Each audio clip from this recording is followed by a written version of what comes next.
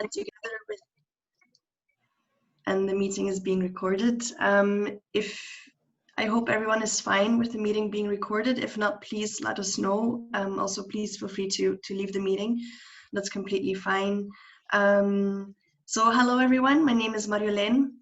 Together with Giovanna, I'm the co-chair of the Participation Working Group. In my daily life, I work with IOM in the CCCM team. So as I said, let's wait a few more minutes so everyone can join us.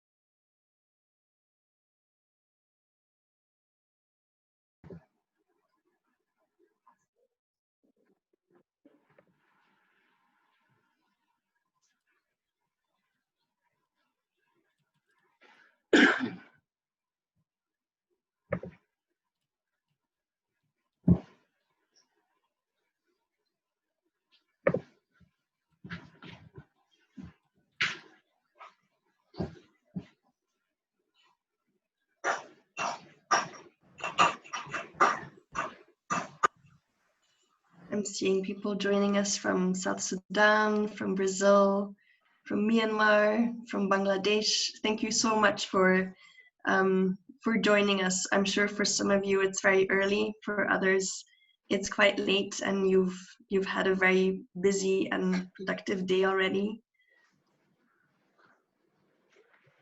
Hello.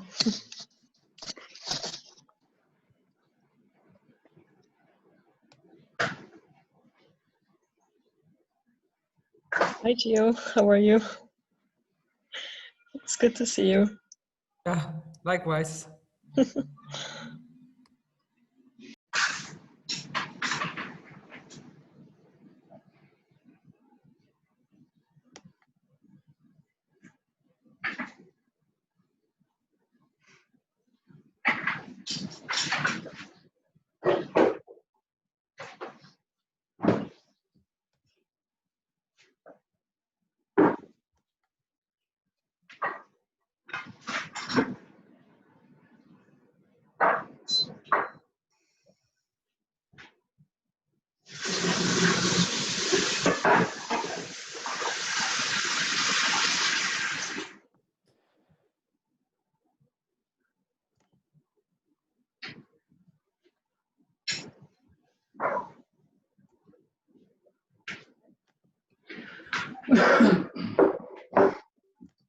Sounds like someone is moving offices while joining the webinar. So if I could please ask everyone to mute themselves, but please keep your cameras on if you have them on. If you don't have them on, we do recommend to turn them on. We'd like to see your faces. Hi, Brian. So let's wait one more minute before starting.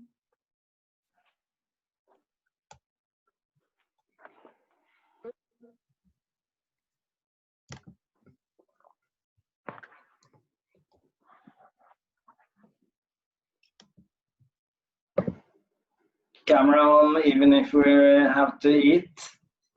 Even if you have to eat. Or if you're drinking tea, it's fine. It's important that the mic is off, Jorn, then it's good. As long as you don't hear you eat, it's fine. Yeah, yeah, yeah. Okay. I think we can get started. So welcome everyone. I'm happy to see so many faces. I'm happy to see familiar faces, new faces. So today in this webinar of the Participation Displacement Working Group, we will be listening to Kristin Vesterheim and Giovanna Federici from the Norwegian Refugee Council. And Gio and Kristin will be presenting on the Community Coordination Toolbox. This toolbox was developed as part of the Women's Participation Project supported by IOM. As many of you may know, NRC and IOM have had a partnership under the Women's Participation Project for 3 years. So this is the 3rd year, and this toolbox is a direct outcome out of that. As Gio and Kristin will explain to you, part of the toolbox is based on the tools from the Women's Participation Toolkit, but also based on previous phases of this partnership in which NRC also looked at developing tools and methodologies for community engagement and participation in urban displacement and displacement outside of camps. And it is also partially based on the URAC, which many of you will be familiar with. So I will stop there in terms of talking about the toolbox, because Gio and Kristen really are the experts. Just a few things that I wanted to mention. As you might have heard, this webinar is being recorded. If you don't feel comfortable with that, please feel free to leave the webinar. We will send round notes after the webinar. If you would have questions on the presentation of Gio and Kristen, please type them in the chat. Me and my colleague Ashreen will be monitoring the chat. If you could, we would really appreciate it to keep the questions focused on the presentation. We know that participation is a very interesting topic and we can talk for hours and hours and days and weeks. Unfortunately, we don't have that much time. So please, if you could ask focused questions regarding the toolbox and the presentation, that would be very appreciated.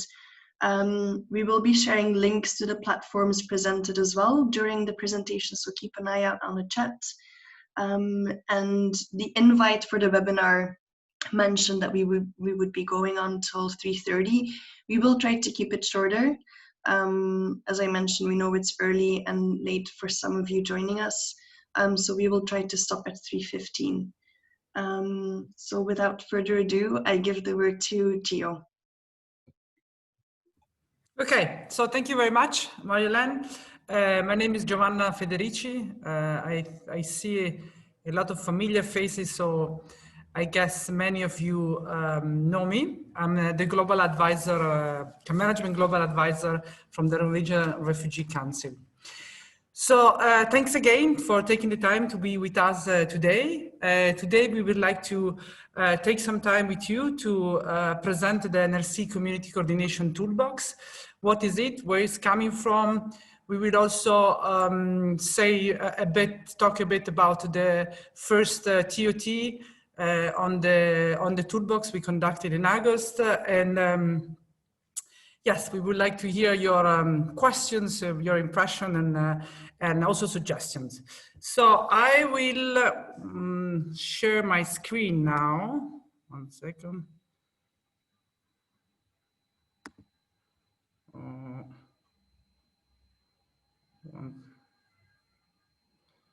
Sorry, guys. I don't see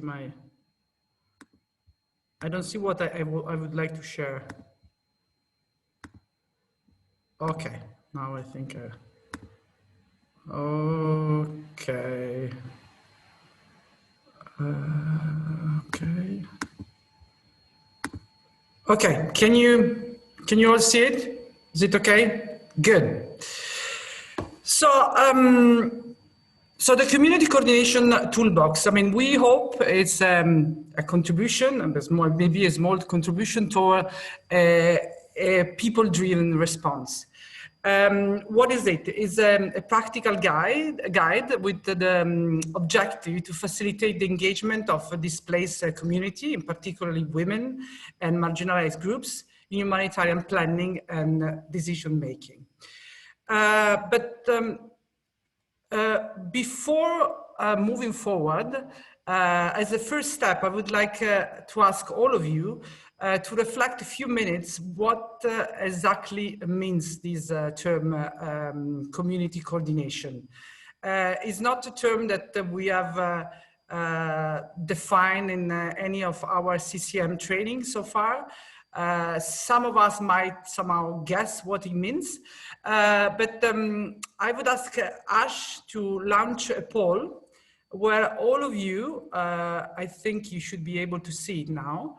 There are a couple of definitions, so feel free to click on the one that you somehow thinks makes more sense to you, or you can also say that that you don't know. It's fair.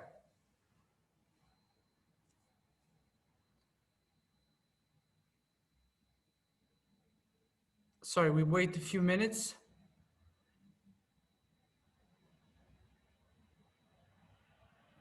I see that 25% has voted.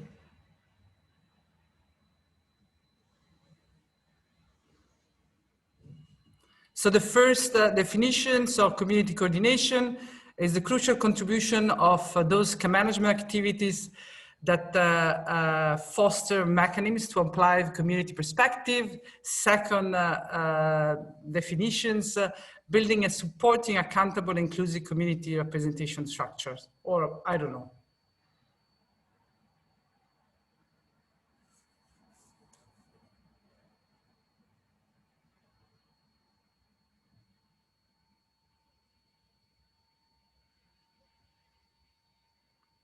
So still few of you as to answer.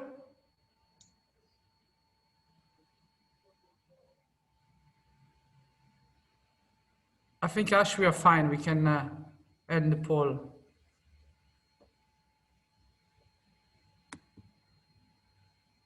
Okay. Can you all see the result? Yes?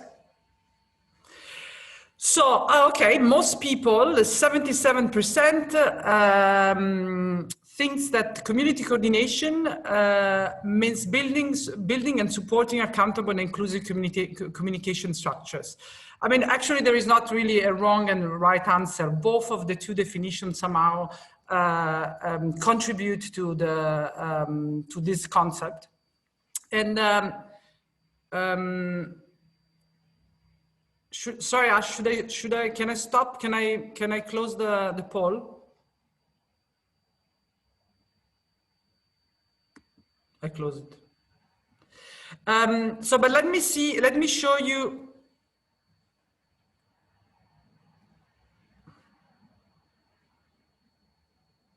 I'm sorry, guys, but I cannot move anymore my PowerPoint. I don't know what is happening. So I want to show you the definition we used.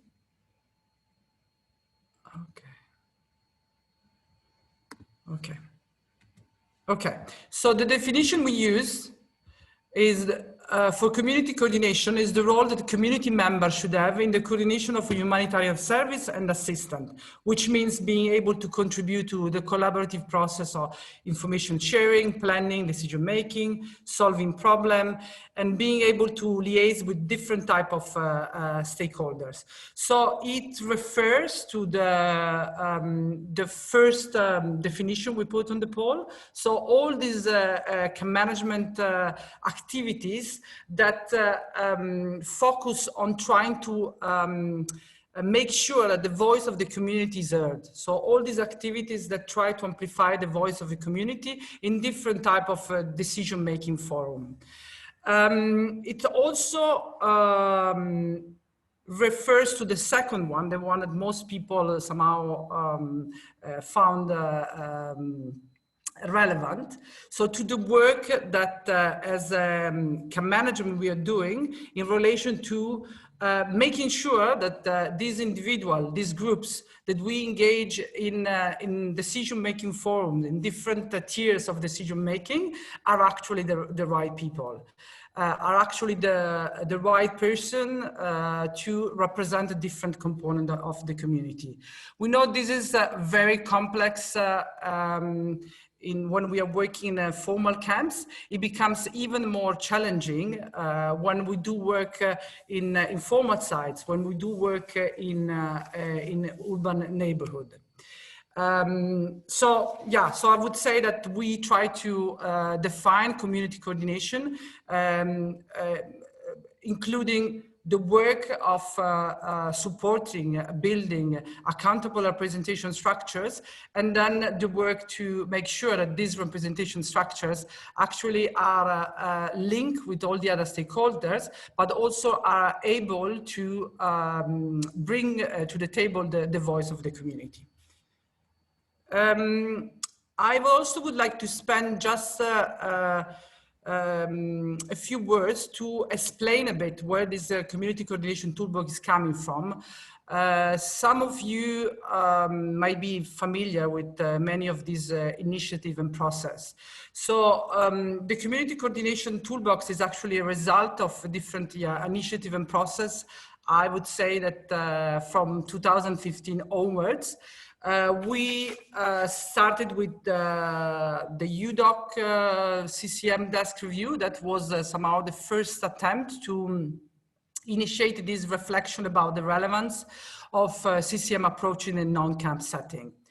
From 2015 to 2019, NRC UDOC project in in different countries, in Lebanon, in Afghanistan, in Gaza, in Greece, in Iraq, piloted and tested various tools and approaches based on camp management experience, but using them for informal sites or non-camp setting.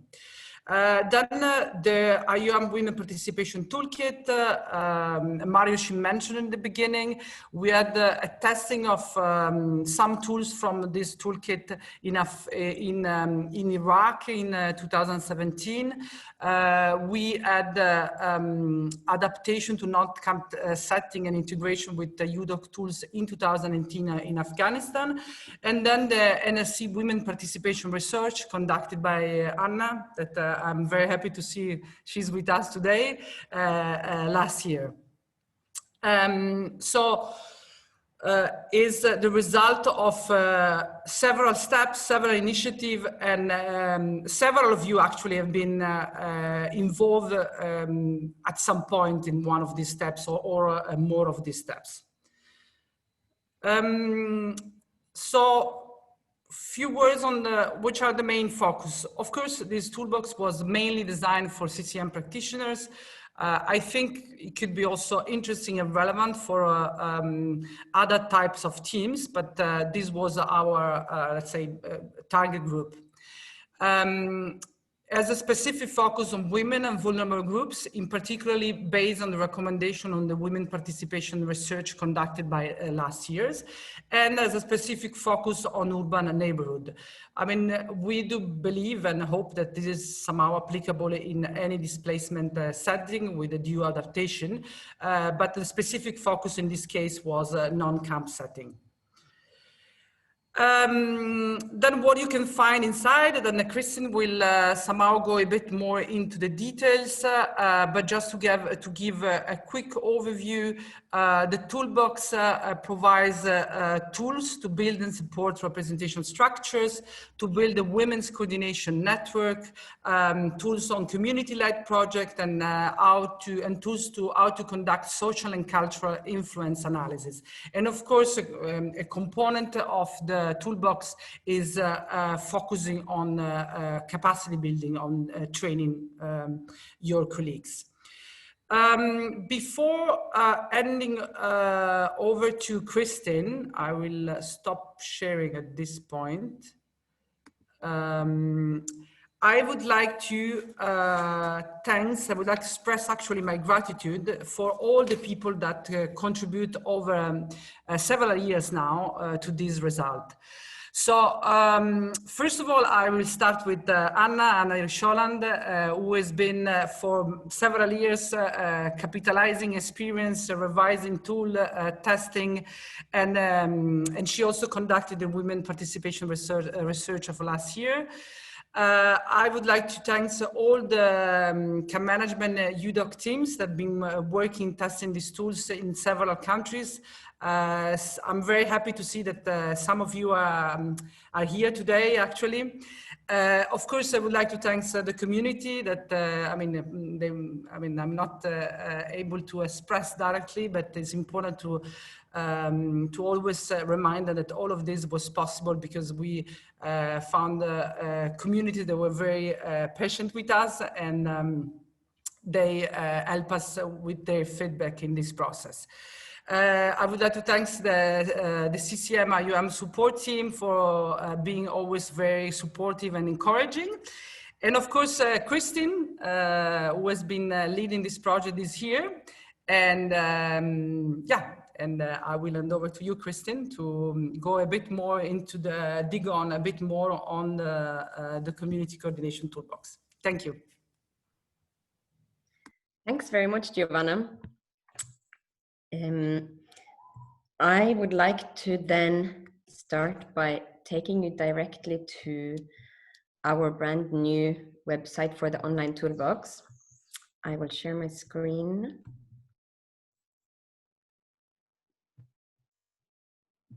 And can you give me a thumbs up if you can see this? This being the toolbox. Okay, great. And you can hear me okay? Good. So this is the first page that you will come to when you enter the NRC's Community Coordination Toolbox, which is on cct.nrc.no. Can you share that maybe in the chat, Marjolaine? In case people want to explore the website themselves while we go through it. So now I'm going to choose English. You can also choose French or Arabic. And from now on, every time I open the toolbox, it will appear in English. But you can also choose to change the languages here manually if you like later on. So as Giovanna was saying, this toolbox, it focuses on how CCCM staff can improve women and marginalized groups' participation in community coordination, specifically in urban areas and non-formal camp settings. But before going in a little more detail about the content of the toolbox, I think it's important to just emphasize that all the tools on this website, they can be adapted, because it's very important that they must be contextualized for your settings, so that they meet the specific training and coaching and support needs of the displaced communities we work with in all our very different locations.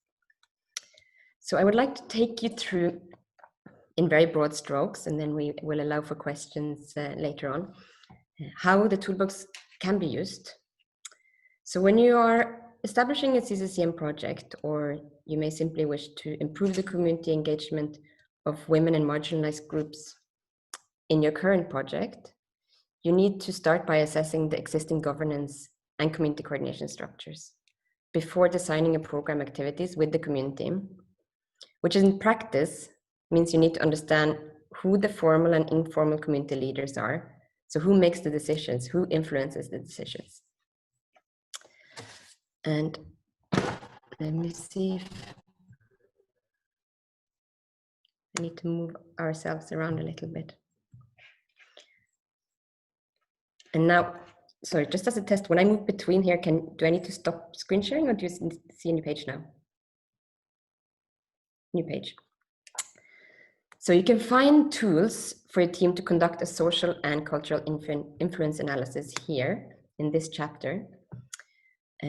So this is to understand not just the needs and vulnerabilities of the different groups within the displaced community, but also their strengths and capacities, and how we as CCCM agencies can capitalize on this, as well as supporting them to enhance all of their participation in decision making. And then once the team knows which groups and individuals are influential in the community, the team can start introducing the training, support, and coaching activities, and discuss with the community members what and how can be relevant for their specific situation. So, for example, they might need more support and capacity building on service mapping rather than representation, for example, because the toolbox has an extensive collection of tools, almost 50 tools, for how to establish and train both the community structures, community governance structures. And you see all the tools divided into different training sessions here, and women's coordination networks. And then based on the group's needs and context, different tools may be relevant. So I can show you the community governance structure chapter. So in addition to the drop-down list, you can also find the tools.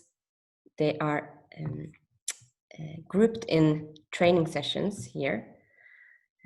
Again, you may wish to use all of them, not all of them, to add your own.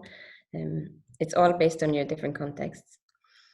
So this chapter provides guidance and tools for leadership committees and groups and focal points, etc. While the Women's Coordination Network chapter will guide you through how to set up a network of influential women from the displaced community, from the host community, from the local governance structures like the municipality, and also the service providers. And these networks might sometimes be more appropriate and powerful than including women in the general community governance structures in order for them to get an actual seat at the community coordination table. So as you might have noticed, these the training topics and the tools, they differ from the CCCM training tools, which is mainly because, like Giovanna was saying, in urban settings and outside of formal camp settings, the coordination structures are very different. They're often informal or unfamiliar to us as CCCM agencies and service providing agencies.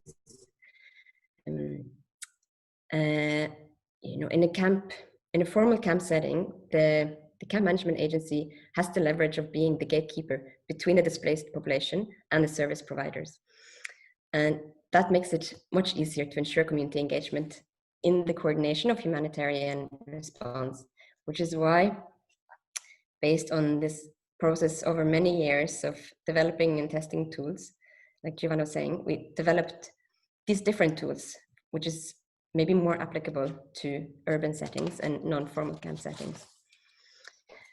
For example, when I worked in Lebanon with some of you that I see are joining today for NRC camp management, we worked with Syrian displaced people in informal settlements.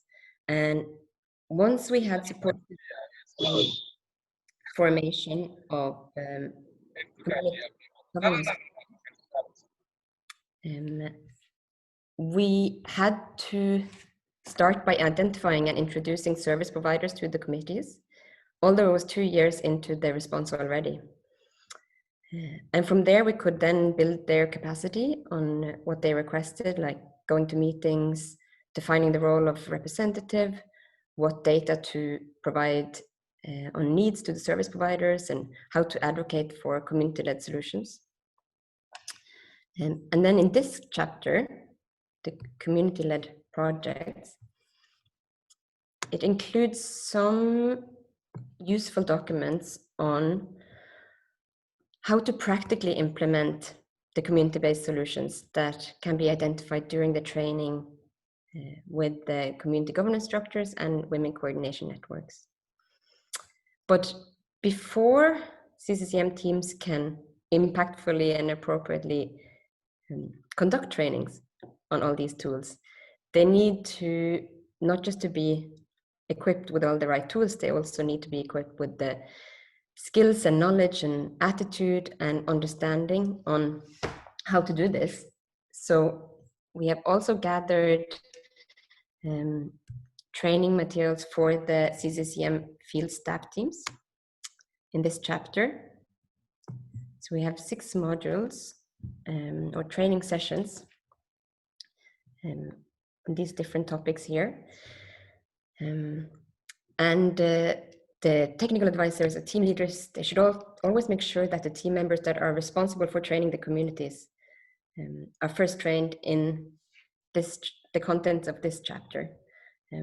And this training can also be done online.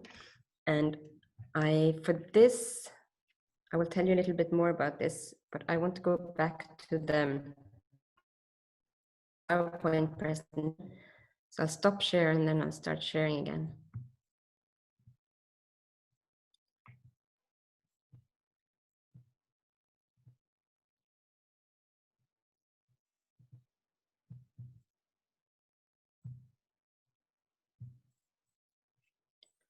Okay. Can you now see the PowerPoint presentation? Great.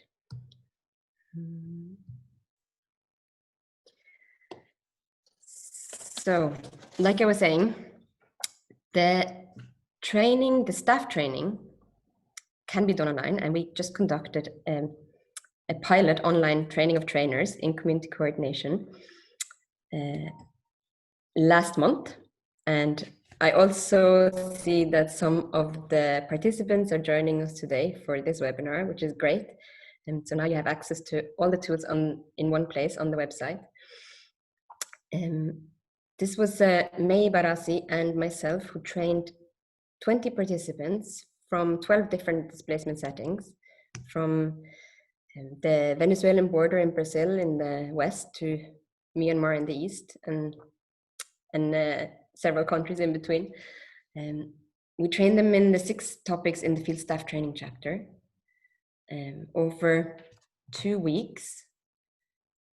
And here you see a kind of a rough outline of our TOT agenda. And after the participants were trained for 2 weeks in this chapter, they used the learnings from these first 2 weeks to train their colleagues in topics either from the community governance structure tools or the women's coordination network tools. And we did all of this over 4 weeks, part-time, and we used Zoom for training sessions and Slack for communication between the trainers and the participants and for sharing resources. And then the participants, they recorded videos of the participant-led sessions during week 3 for sharing with the group for feedback. And here are some of the quotes from the evaluation of the TOT. And the participants, they gave a very positive feedback, specifically on, a lot of them were pointing out that it was the first time that they had been part of training with an out-of-camp focus for CCCM staff. And a lot of them worked in quite traditional societies with strong patriarchal cultures. And they found the guidance and the how to step-by-step establish and support inclusive coordination structures very helpful for their particular settings. So I want to leave a lot of time for questions, as this is such a new tools, and I'm hoping that you'll find the tools useful for your different settings and that you can already think of how to use them in your programming. If you do have any questions, please do raise them. So I will hand over back to Marjolaine, who will moderate the questions and answers. Thank you, Giovanna and Kristen, for that interesting presentation. I'm sure many of you have questions, whether it's about the content of the toolbox or whether it's about using some of the tools in your own work. Does anyone have any questions that they would like to ask now?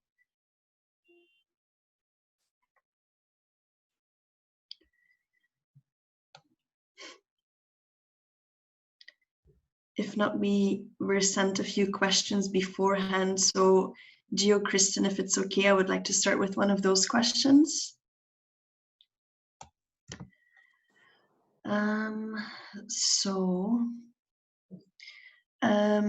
First question, is there anything in the toolbox related to setting up communication channels while working remotely?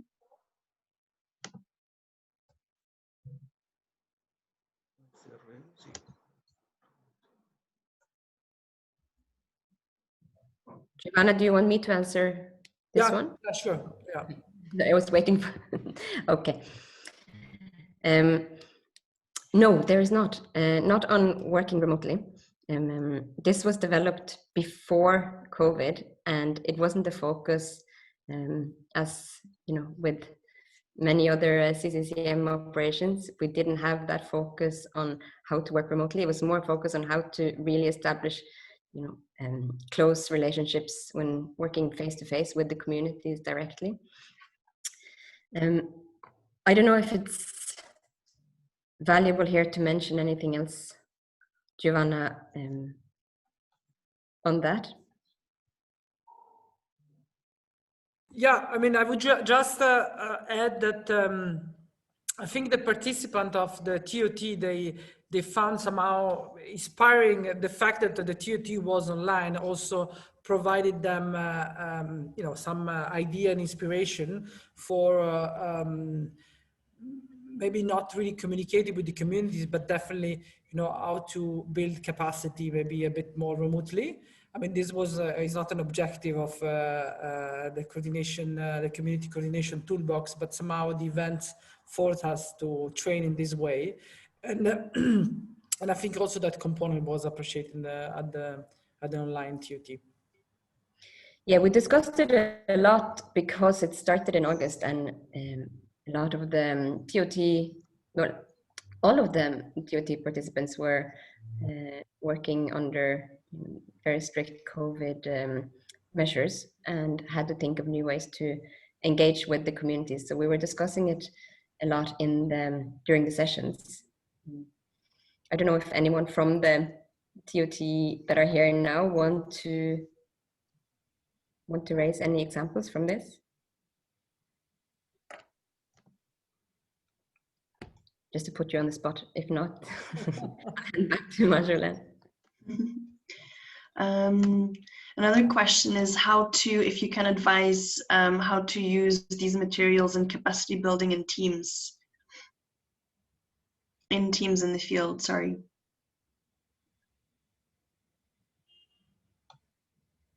Chris, you can... Sorry, can you repeat it, please?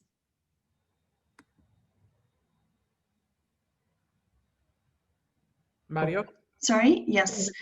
So the question is if you can give any advice or tips on how to use the toolbox to fit into capacity building for field staff. Yes, so this toolbox should be used as complementing other CCCM projects. It shouldn't really be seen as a full project by itself, and it's there to strengthen how CCM projects are already trying to engage the communities in community coordination. And practically, I mean, once the senior CCCM staff are trained on the toolbox contents, then they can start training their own colleagues in the field staff training chapter sessions, and then of course they need to provide guidance for their team and how to train the communities. But I mean, it will all be different in different contexts. So I mean, the important thing is to first train the field team, and then there will be discussions with the communities themselves and what their needs are on capacity building. Just to add on this, I think Kristen, she mentioned it at the beginning of the presentation, so the importance of contextualization. So the toolbox is quite flexible. You have seen that there is a number of of tools for the different component, and of course this gives the flexibility to combine them based on the needs, but also require to have a good understanding about which type of tool I need, how these tools they are complementing other tools or process already in use and already ongoing. So it's quite flexible, but it also requires that we have a good analysis about the needs of the capacity building needs of our teams. So building on what you said, Kristen, and Gio, you too, you mentioned that this is a project in itself. It's not it's not designed to complement other CCCM capacity building. Can you tell us? Sorry, Kristen, go ahead. What I meant was that it is supposed to complement other CCCM projects. Okay, yes, great. Support them. It's not supposed to be a standalone project. I'm sorry, it's my accent. And no, it's yes, it's supposed to strengthen the community coordination initiatives in the field so you can pick and choose what is relevant in your context. Okay. Any other questions from the floor? Anyone working in an urban displacement context, wanting to know more about using the materials? There is a question in the chat from Lana, I think. I don't think I have it, or maybe it's coming in now. Oh yeah, so Lana from Brazil is asking, do we have a session of needs assessment to be applied to the community that will be trained in the toolbox? Yes, we do. There is a session with tools on how to do a learning needs assessment, and it can be done at several stages during the project, as you'll be coaching them through community coordination activities. Because at the start you will identify, what the needs are, say for a leadership committee to take part in coordination meetings or collect data or be a representative in itself. And then this might change over the course of months. So then you can use the learning needs assessment again.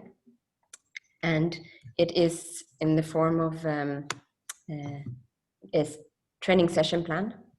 So, how you meet with the committee and go through activities in order to identify their needs at that time and among the different groups within the community as well, because there will of course be different needs among the different demographic groups, and then how to address them to make sure that all the groups are able to participate as much.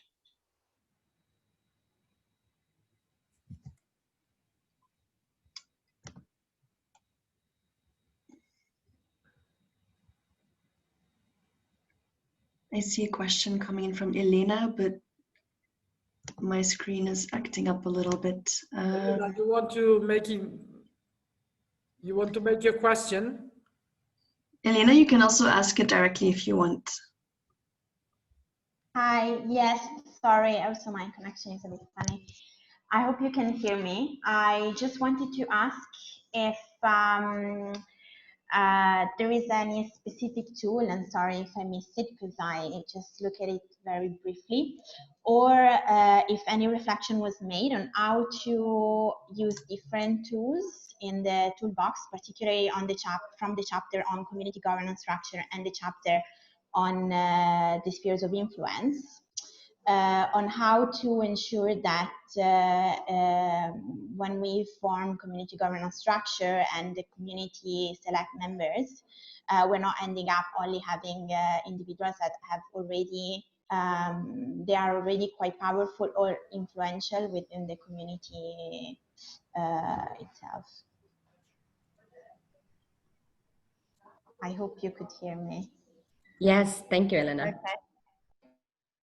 I mean, I can answer this, Giovanna, and Anna might have to might have something to add, because the chapter on social and cultural influence analysis, it allows for the team to identify, like you're saying, the influential people, but not necessarily the formal leaders, or even just the informal leaders that have, like you're saying, that are sitting on all the decision-making power, but also that have untraditional influence. Like Anna was doing research on older women specifically, and well, in short, no, there's no specific tool developed in the toolbox on how to avoid this the sole inclusion of powerful, influential community members that may be overpowering the community structure. But by making it an inclusive, participatory analysis exercise, it allows for more of an equitable analysis, if you will, to include as many as possible from the many different demographic groups in order to balance out that power structure. But I think, you know, the tools with the toolbox, we really do not want to put this on CCCM teams or displaced communities and say, this is, you have to now, you have to include women 50%. You have to, now there's a change. We will, and it starts now. Like, we can't overpower them with our opinions and these tools, but like I was saying, it will be more complementary to existing programming tools, and how to take time and work little by little in order to allow for space for women and marginalized groups to participate. But we don't think that it should be happening overnight, and it's not for us to come in and make those changes in very traditional societies either. Maybe I'll just add something quickly, which is that in the staff training, there's a staff training module on community structures and kind of how to go about establishing them and principles that does talk about kind of power issues and the need to consider kind of powerful stakeholders and how to ensure a sort of do no harm. And also in the staff training, there's stakeholder analysis tools, which is meant to kind of prompt staff to think about those different stakeholders in the community and what their roles might be. So there's not a kind of, this is a specific, this is how you deal with this challenge. It's more, you know, this is something you need to discuss with your teams and work with your teams. And there's not one solution for every context. Thank you, Anna and Kristen. I think, just speaking from experience on the Women's Participation Project, we do follow a similar process where you don't decide to implement a project like this, even if it complements something else. There's a conversation that takes place before that, and it does involve talking to your team, trusting your team, doing a contextual analysis, and I saw that that's part of the toolkit as well. So I do think it's part of a bigger discussion that you have before going into implementing the tools and implementing activities. We do have a few other questions that came in. We have one question from Fernanda from Ocha, Venezuela. So Fernanda, you're asking, what about the concept of ownership? Is there any tool specifically that tackles that?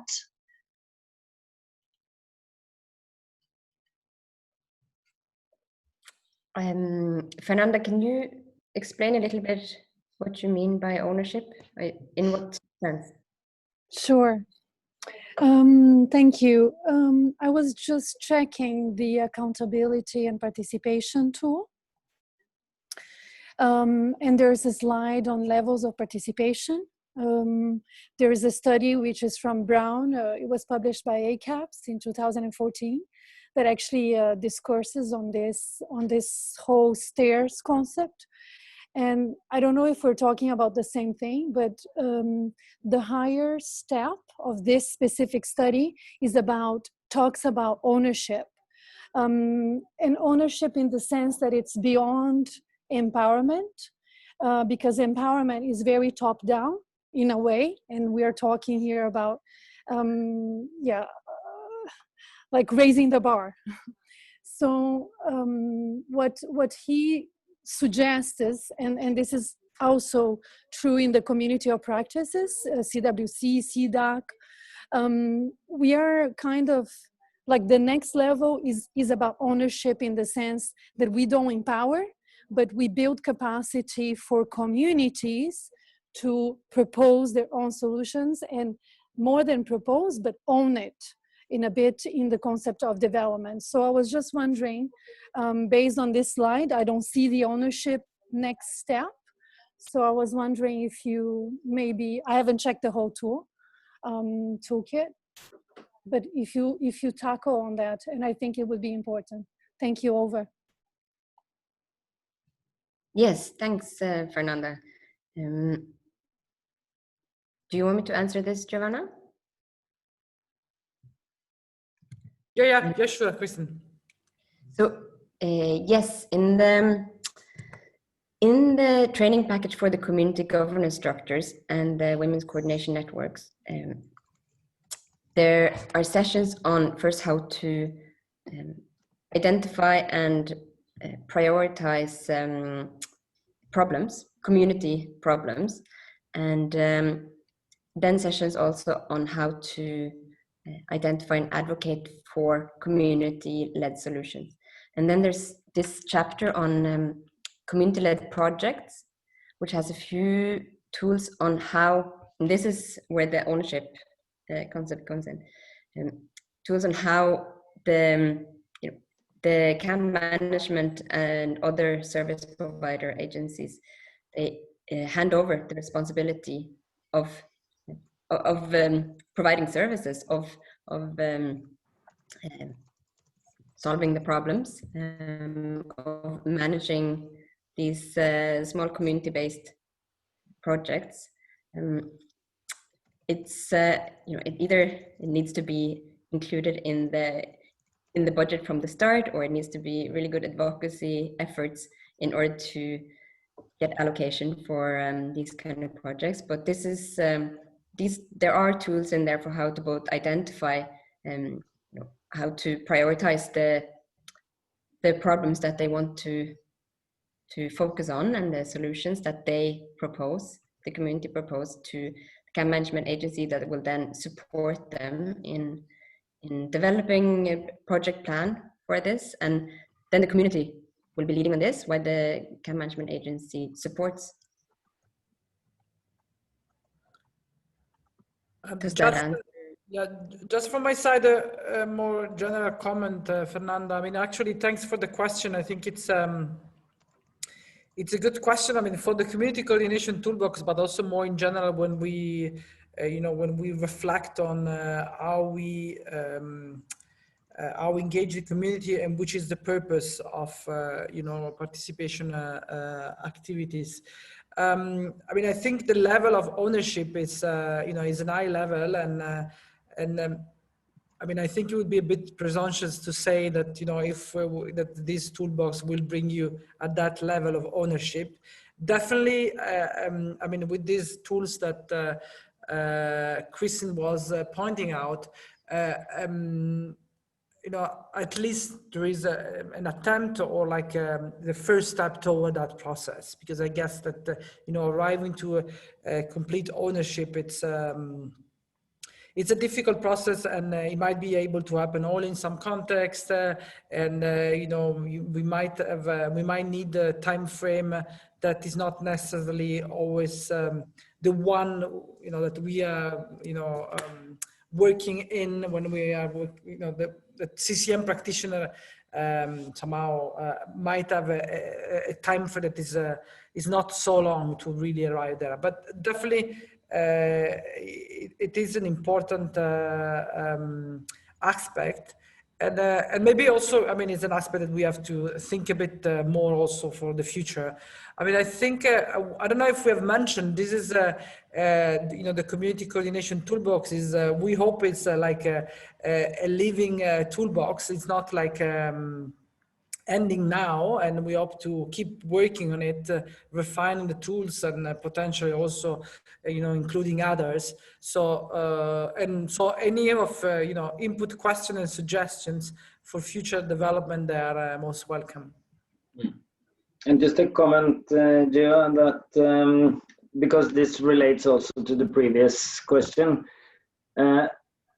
On the influence and the power structures, because influence is not power. There may be many other influential actors in your community that may stand out as leading stars or lighthouses to ensure the ownership within segments or within the community as a whole. So, for example, if we travel back to Anna's grandmothers, we see that key influencers may be the grandmothers, and that they may champion the ownership of these kind of structures. And these are phenomena that we see many places, but of course it has to be contextualized to also who can stand out as champions for these initiatives. Thank you, Jon. We have a few additional questions. One is from, I guess it's the name of the laptop. But so one question is, how does the toolkit define the exit process as part of the community ownership at the end of the sites? And how does it address relationships between hosts and IDPs?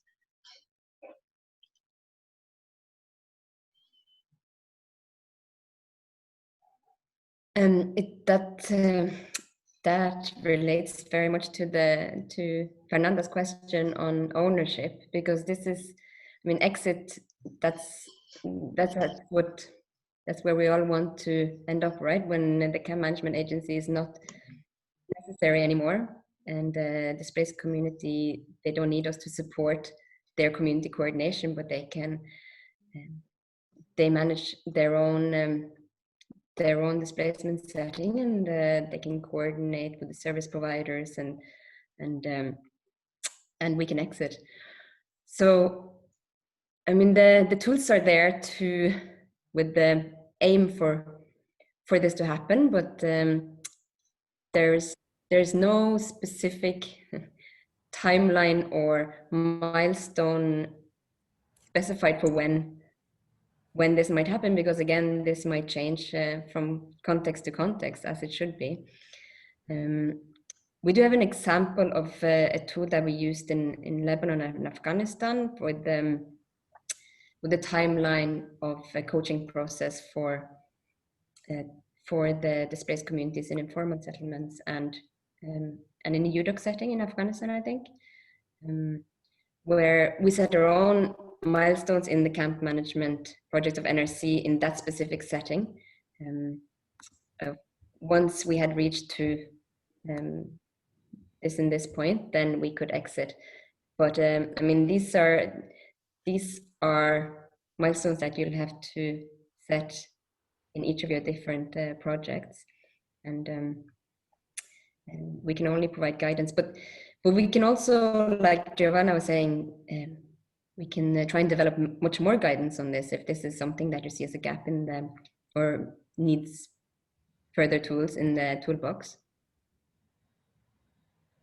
Do you have just to add, I just mentioned in the chat that there's also a kind of monitoring tool to actually speak with community structure members or whoever you're kind of supporting to be involved in coordination, to see to what extent they are actually able to participate and have an influence. So that could help to kind of make decisions about exit planning. Thanks, Anna. And one last question maybe that was sent in through the registration form is maybe the trickiest one of all. What are the next steps for this? How do you see this evolve?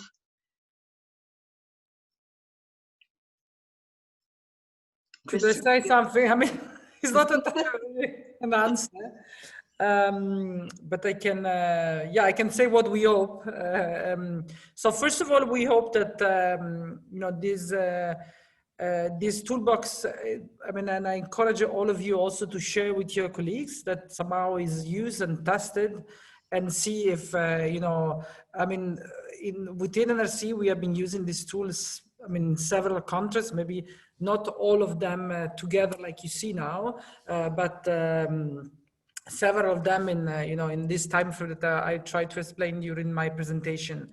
I mean, we do hope that this used, that is tested, that we really hope to receive feedback and input in terms of how the tools are useful or not useful, what actually is missing. And already during the the chat of today, there were some, even if there were questions, but I think there were also suggestions of areas that we might, develop further, or we need to think about more.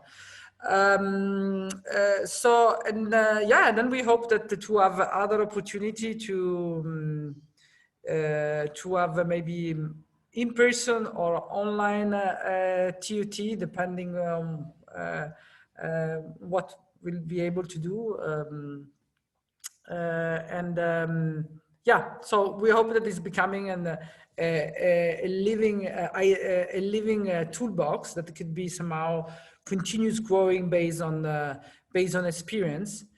And I don't know, Kristen, we had some suggestion and inputs during the TUT about what would be good to do next. I don't know if, Kristen, you want to mention a couple of suggestion, ideas, or requests from the people that were trained on these tools. It was a little bit similar to the request for criteria for exit. There were requests for more tools on developing a community coordination or community engagement strategy. So that is something that we can look into, definitely. I don't know if you guys want to add something from here. I have a comment on it, because this touches on the main selling point of CCCM as a whole. This is about how CCCM is relevant, because we're in direct dialogue with the communities at the grassroots level, and thereby we are able to access people's understanding and understand the self-esteem and understand the capacities, and to bring access to other service providers and also higher coordination levels to people, and vice versa, to give people access to service providers. So that kind of grassroots coordination, which enables accountability and access to people, is really what I feel is the main selling point of CCCM throughout the whole humanitarian system. And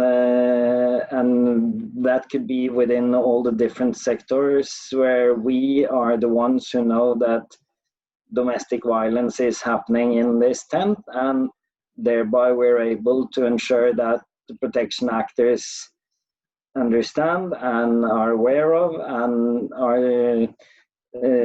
have to respond to this. So that kind of direct accountability towards the communities is really what builds the CCCM legitimacy.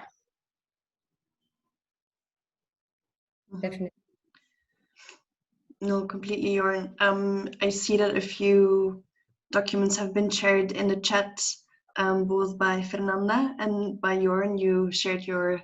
Yeah, that was the drawing of what I just said. So I invite everyone to have a look at those documents in the chat. Gio, Kristen, you were mentioning that there might be gaps or opportunities to look at the development of new tools. Who should people contact if they have any questions or feedback? Both of you? Or? Yeah, in the chat, in the online toolbox, in the online platform, you will find, our contact. And then, maybe Maya is also good to say that, definitely, this toolbox somehow is connected with the, women in participation in displacement working group. So we will also, follow up. At the moment, maybe we don't have like really a complete clear plan, but definitely, there will be follow up within the work of the working group. So some of you are already engaged in this CCM working group, so definitely we will be linking the two things. Okay, great. No, and I agree. I wanted to share that as well with the participants. You will be hearing more about this project, whether it's through the working group or through the retreat, I do want to invite you all and encourage you all to sign up for the participation and inclusion session during the Global CCCM Cluster retreat on the 4th of November. You will receive an invitation through the usual CCCM channels, but also through this working group mailing list. If there's no further questions, I would like to finish this webinar by thanking both of you, Giovanna and Kristen, for running us through the toolkit, through the toolbox, through the platform. I can't wait to go explore it myself. I think it will trigger a lot of interesting conversations, both in the working group and at the retreat. So I'm very much looking forward to those. Thank you so much, Anna, as well, for all your hard work on developing all of these tools and methodologies. I want to remind everyone that all of the previous reports that were leading up to this toolbox being designed, so all of the research that Anna did, is you can all find both on the Toolbox platform, but also on womenindisplacement.org. If you have any questions, please reach out through the working group. As usual, we will be sharing the recording and the presentations of this webinar with you. We'll also make sure to include links to the platforms again and the contact details of everyone involved. So I think we have also to thank you very much, Noor, that rescued us in developing the online platform during the last months. So she's here. Thank you very much, Noor. It's a pleasure, really. Thank you. So thank you everyone for joining again, and keep an eye out for more emails and news from us. In the meantime, don't hesitate to reach out. And I'm wishing you all a lovely day, evening, night, wherever you are. So thank you again and have a lovely day. Bye. Bye, guys. Thank you very much. Everyone. Ciao. Bye, everyone. Bye. Thank you very much. Bye.